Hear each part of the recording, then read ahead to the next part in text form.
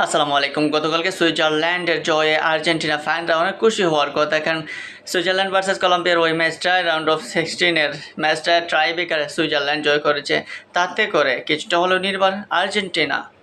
সেটা স্পষ্ট যে আর্জেন্টিনা কলম্বিয়ার সাথে খেললে একরকমের বিশাল প্রেশারে থাকতো, কারণ কলম্বিয়ানদের কোপা আমেরিকার যে টিমগুলো রয়েছে এদের উপর ভরসা করা কিংবা এদের সাথে আর্জেন্টিনা যেভাবে খেলে সেভাবে খেললে আদৌ জয় পাবে কিনা সে সন্দেহ থাকতো। কিন্তু এখন সুইজারল্যান্ডকে পেয়ে হয়তো আর্জেন্টিনা একটু নির্ভর যে এবার আমরা আসলে সেমিফাইনালে যেতে পারবো। গতকালকে মিশরের সাথে যেভাবে খেললো, মিশর যেভাবে তাদেরকে কাঁদিয়ে ছাড়লো, সেই কাঁদানোর পরে এখন যখন সুইজারল্যান্ডকে পেলো তখন তারা হাসারই কথা।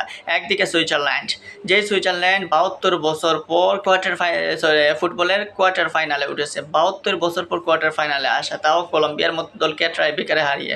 এই কলম্বিয়া এবার বিশ্বকাপে দারুণ খেলছিল, গ্রুপ পর্ব থেকে রাউন্ড অফ 32 সব জায়গায় দুর্দান্ত ফুটবল খেলছিল, এবং সেই কলম্বিয়াকে সবাই ভেবে নিয়েছিল যে সুইজারল্যান্ডকে হারিয়ে অতি সহজেই কোয়ার্টার ফাইনাল যাবে কলম্বিয়া, কিন্তু সেখানে 90 মিনিট তো 120 মিনিট পর্যন্ত কোয়ার্টার 0-0 গোলে ড্র হওয়ার পর ট্রাইবেকারে সুইজারল্যান্ড সেই কাজটা করে ফেললো। এখন ফিফা প্রেসিডেন্টের বাড়িও সুইজারল্যান্ড, তো সুইজারল্যান্ডের ফিফা প্রেসিডেন্ট এখন কোন দিকে যাবেন, কাকে সাপোর্ট করবেন, আর্জেন্টিনা নাকি সুইজারল্যান্ড?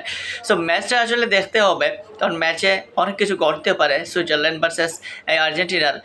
সুইজারল্যান্ডের কোচ তো হুমকি দিয়ে রেখেছেন আর্জেন্টিনাকে যে আর্জেন্টিনা অপরাজয় নয়, তাদেরকেও হারানো সম্ভব। এখন সুইজারল্যান্ড যদি সেটা হারাতে পারে তাহলে তো ভালো, তাদের ফুটবল কোয়ালিটি দেখা যাবে আসলে কতটা উন্নত হয়েছে গ্রানিত সাকার এই টিমটা।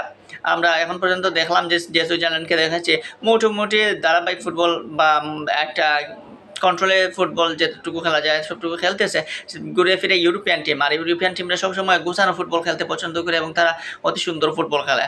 আমরা ইউরোপিয়ান টিমদের বিপক্ষে আর্জেন্টিনা এই বিশ্বকাপে শুধুমাত্র অস্ট্রিয়ার বিপক্ষে খেলেছে, অস্ট্রিয়া ছাড়া আর কারো বিপক্ষে খেলে না ইউরোপিয়ান কোনো টিমের বিপক্ষে। ইউরোপিয়ান টিমের বিপক্ষে আপনি যে দলই খেলেন না কেন, সেটা ব্রাজিল, আর্জেন্টিনা কিংবা উরুগুয়ে, প্যারাগুয়ে যেই হয় না কেন, কোপার কিংবা সে যেই টিম হয় না কেন, ইউরোপিয়ান টিমদের সাথে খেলতে হলে আপনাকে মাস্ট কেয়ারফুল থাকতে হবে। এবং সেই ম্যাচটা দারুণ গরম ম্যাচ হয় এবং সেখানে আসলে রিস্কও থেকে যায় যে আমরা আসলে ইউরোপিয়ান টিমের সাথে পারবো কিনা, যেমনটা ব্রাজিল নরওয়ের সাথে হেরে সেটা উপলব্ধি করতে পেরেছে। সো এখন আর্জেন্টিনা সেই উপলব্ধি করার পালা। এখন আসলে কি কোয়ার্টার ফাইনালে আর সুইজারল্যান্ডের মতো দলকে আর্জেন্টিনা হারিয়ে ফেলতে পারবে, নাকি সুইজারল্যান্ড আসলে নিজেরাই হেরে যাবে?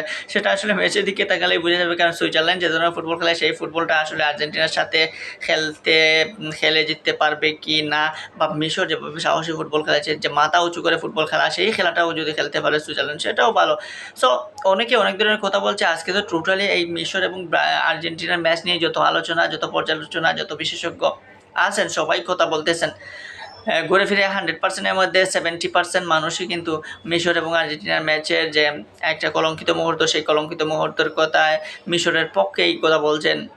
কিন্তু 30% আজ রয়েছে যারা অন্ধ, তারা আসলে ভালোকে ভালো খারাপকে খারাপ বলতে হিমশিম খায় যখন দেখে যে তার পিছনের সাইনবোর্ডটা তার উপরে পড়ে যাবে। সো এইরকম মানুষও আছে, এদের জন্যই হয়তো এই 30% মানুষ যারা রয়েছে তারাই মিশর কিংবা ইরান হোক বা অন্য যেই হোক এদের হিসেব নিকেশ এসব কিছুই করবে না, তারা শুধু তাদেরটাই বুঝবে। যাই হোক, এখন আর্জেন্টিনাকে আপনি সেমিফাইনালিস্ট ধরে নিতে পারেন, কারণ আর্জেন্টিনা যে প্রতিপক্ষ পেয়েছে মনে হয় না সুইজারল্যান্ড তেমন একটা ভালো কম্পিটিশন করতে পারবে আর্জেন্টিনার সাথে, কারণ আর্জেন্টিনা দুইটা খাদের কিনারা যেটা আছে সেই খাদের কিনারা থেকে আর্জেন্টিনা ফিরে আসতেছে। একটা ধাক্কা খেলো ক্যাপ ভার্দের সাথে, সেখান থেকে ঘুরে আসলো, আবার সে মিশরের সাথে এমন একটা ধাক্কা খাইছে, ওই ধাক্কার ফলে এত পরিমাণ